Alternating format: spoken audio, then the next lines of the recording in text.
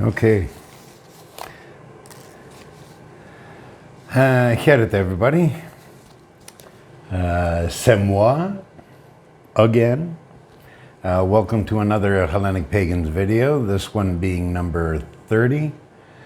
Hellenic Pagan videos are brought to you by the Ancient Greek Fellowship of Mystics, and it's recorded at Agape Prophet House in Larissa, Greece. My name is Evan Rigakis, or Evangelos Rigakis, and I am your administrator. Okay.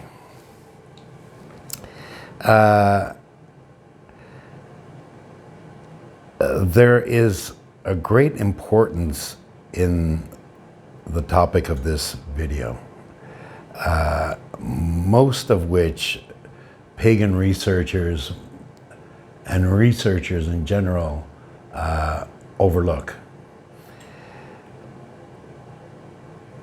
But as to the conversion to Christianity, this is what we've found.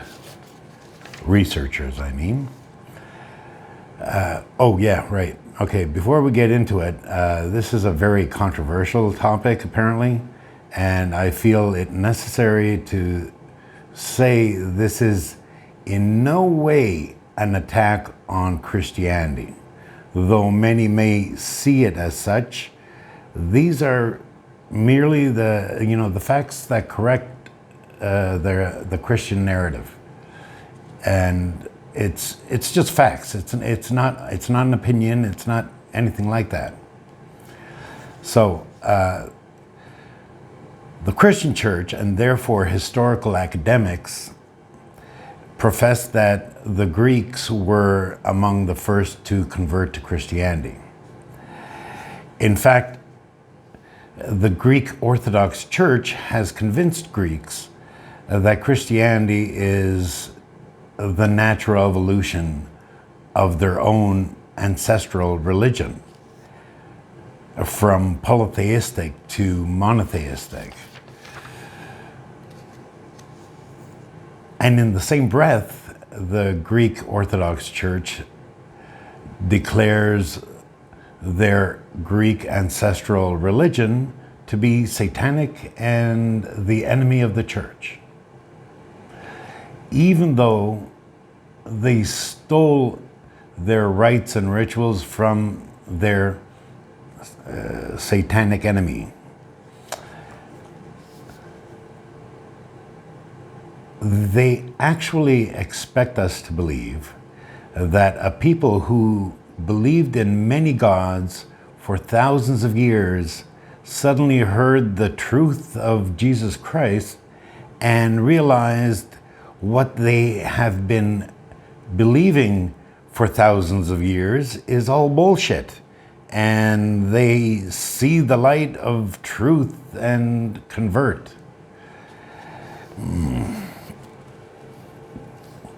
Actually, it is very important that we believe this, especially with the Greeks, for the same reason the New Testament is written in Greek originally. Since the time of Alexander the Great and the Hellenistic period, the region we call Greece, or Hellas, became the center of education, especially with the establishment of the Library of Alexandria in Egypt, which the Christian Church burnt down, by the way. Therefore, the conversion of the Greeks gave them legitimacy, verifying the truth of the religion per se. Anything serious, anything truthful was educational. It was in Greek. It was in Greek. Later, it became Latin and all that stuff.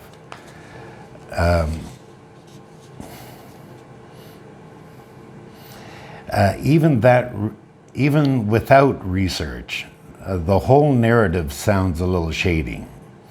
But with just a little bit of research, we find what they call conversion is really enforcement of religion or the people. By the 4th century AD, the Roman Empire had split and was in free fall. The Emperor Constantine, in a desperate, I love this, okay, in a desperate Hail Mary attempt to save and regain control of the empire, he took example of the Judeo-theocracy and created the official Roman religion, which later, of course, turned out to be Christianity. It is said that the emperor ordered the destruction of all pagan temples. Those in the cities who did not convert were driven out of the cities and into the countryside.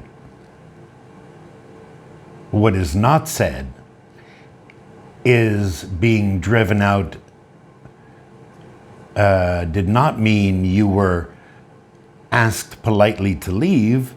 It involved getting stoned and basically chased out if you made it out alive from the city. You were very lucky, actually. Okay. Again, what is not said, because of their great devotion to the gods, the priesthood at the temples refused to abandon the temples when the Roman soldiers came to destroy the temple and simply slaughtered the priesthood. You know, no big deal. They did not stop just at the temples.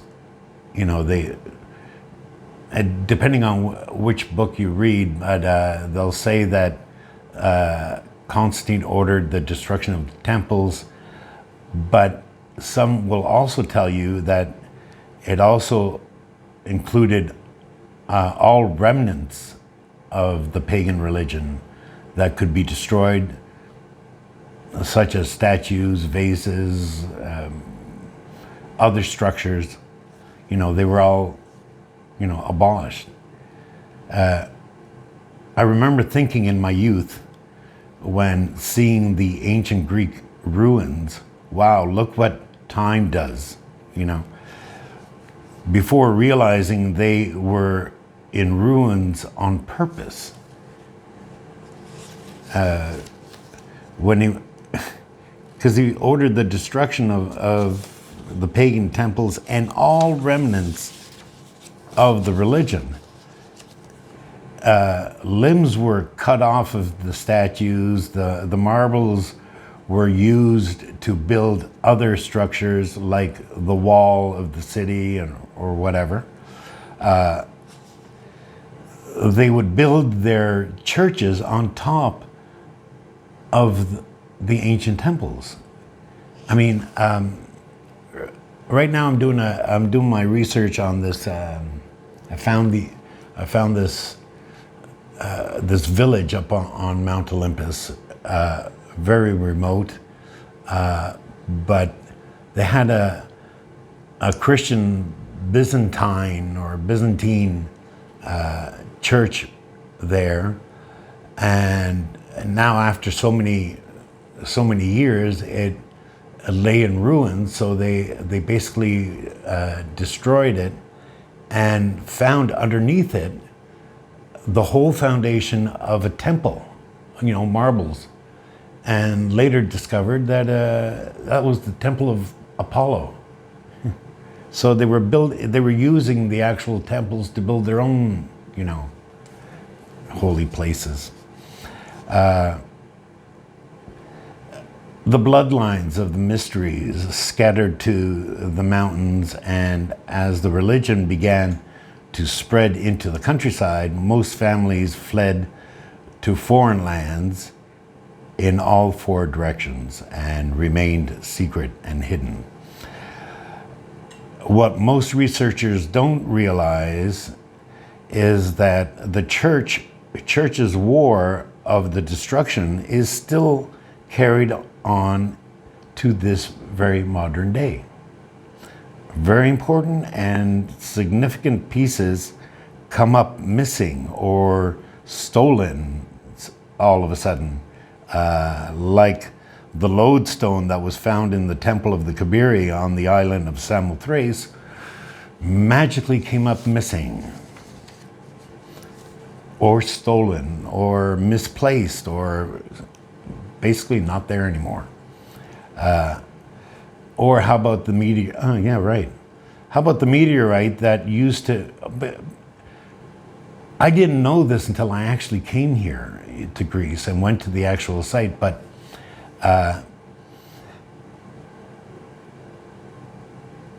there was a meteorite that was used to fit on top of the navel of the world at Delphi.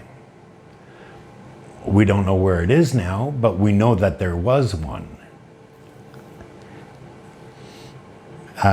Or how about the script of Dispilio in Castoria that was dated to 7,000 years ago?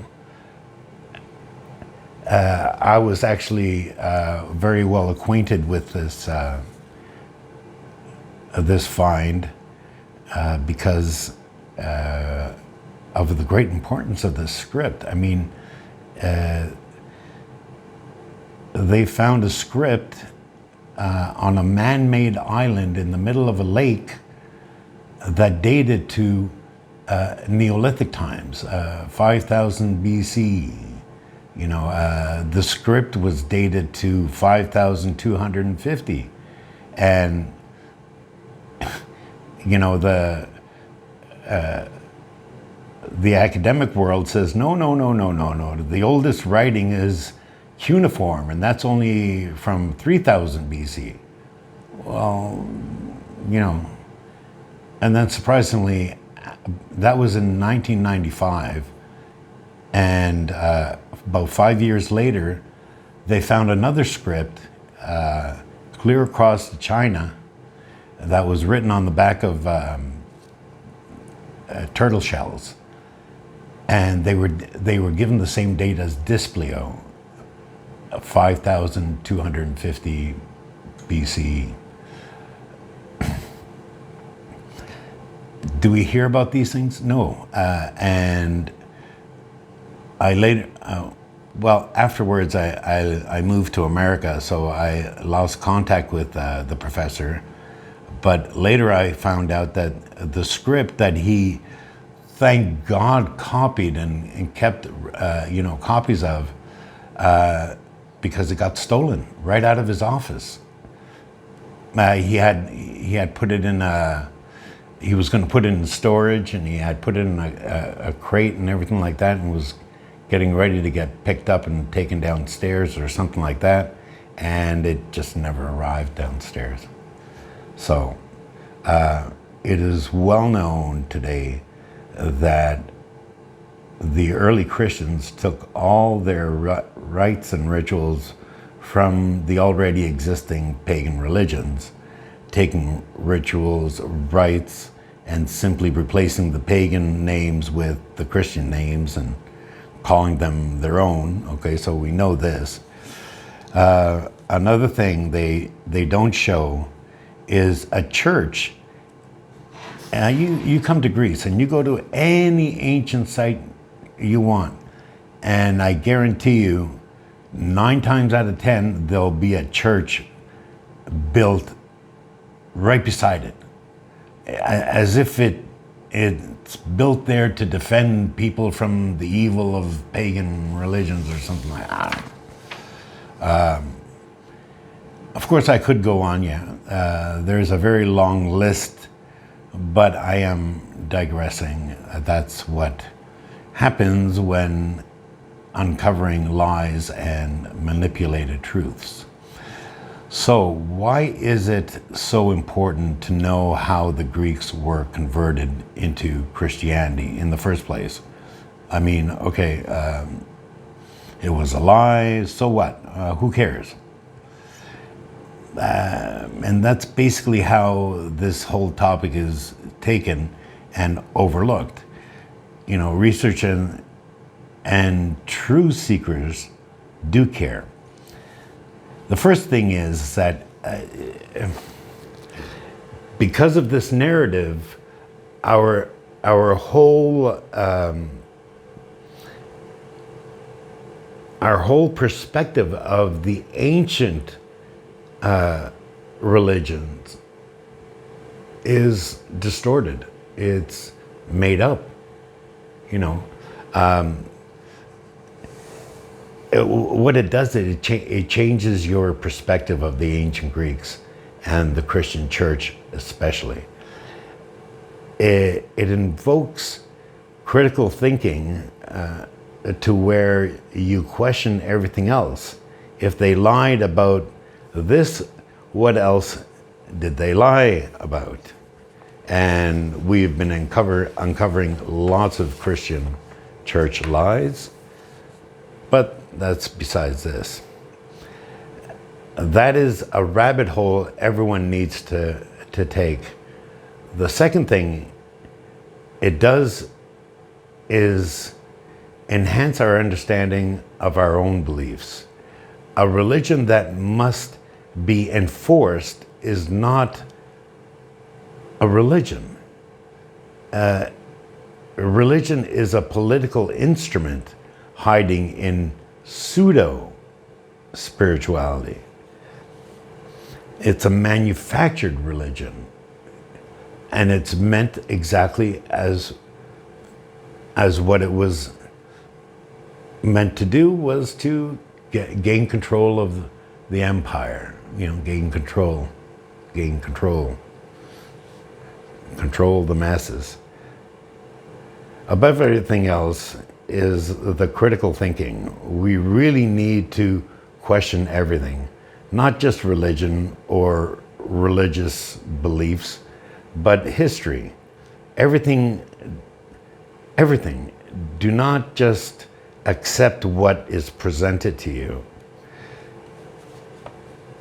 For instance, when the Westerner is asked about ancient Greek religion, they respond with, "Oh, they just worship many gods." If you think about it, who taught the Westerner about ancient Greek religion? The Romans. The Romans did what gave the Roman interpretation of the religion of the Greeks. The Romans had no idea about the religion of the Greeks. They didn't understand the religion of the Greeks. They couldn't find the religion of the Greeks. The ancient Greek religion is found in their mystery tradition. But the mysteries were secret, not known to the uninitiated. You know, I mean, nobody told not only the general Greeks, let alone, you know, the Romans. So they couldn't possibly even know or have a clue of what the ancient Greek religion was about. So if you take away anything from this video, please let it be critical thinking. Question everything, and you know, one thing I don't want to do for myself is live in some sort of delusion that was formulated for me to go through. I want to know the truth. I want to live in the real. I don't want to live in the fantasy of this and that, and no, I need to experience, and that way I believe. critical thinking, please. So, thank you for watching till the end. I hope this helped. Maybe, start questioning your own history books. And, well, if you liked it, and if you haven't subscribed, please subscribe. If you liked it, please like it. It does help the channel, and I would much appreciate it. Thank you, guys.